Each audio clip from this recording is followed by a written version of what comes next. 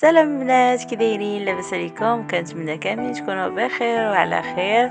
الجديد ديال اليوم تشكيله رائعه وراقيه بجليبات ديال البرد، جليبات رائعين، جليبات مخدومين بصاله ايفازي، وكاين جليبات مخزنيين، يعني جليبات غزالين جايين ب كاين لي بسفيفه نص طوق، كاين لي بالكاتخفي كيف ما كتلاحظوا معايا هادي في المارو جايه نص طوق مع سفيفة عقيدات بالكاتخفيل في الجناب، يعني زواقة رائعة جدا بالثوب ديال الفودان.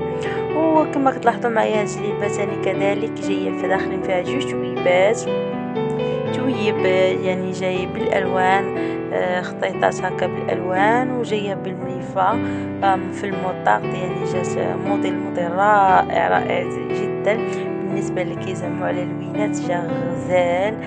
وتاني هاد الموديل هذا جاي بتويب سخون بالكحل ومخدوم بالحمامة، جا رائع تا هو كما كتلاحظوا، جا انيق، سيرتو الكحل كيكون انيق في اللبسة ديالو.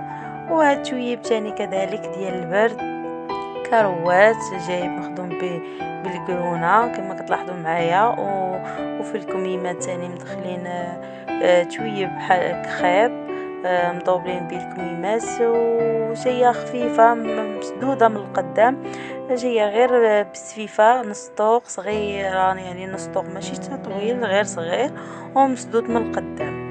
وهذه كذلك جليبة في النواغ، يعني جاية مطبلة في الكميم، يعني فيها سنتة في الكميم قدام، وجاية بصديفات من في الثوب، مفتيحات من جناب في صالة مخزنية كما كتلاحظوا معايا، يعني جاية خفيفة وسامبل في نفس الوقت كتبان أنيقة جدا. وتويب تاني كذلك تا هو راسخون كيما كتلاحظوا معايا، جاي بالسفيفة وعقيدات نص طوق، تا هو هادو اكثرية الموديلات، يعني كلهم نص طوق اللي كيكونوا اكثرية ديال البرد، اكثريتهم كيما كيكونوا نص طوق كما كتلاحظوا معايا في هاد الموديل هذا. وما تنسوش بالاشتراك في القناة والضغط على زر الجرس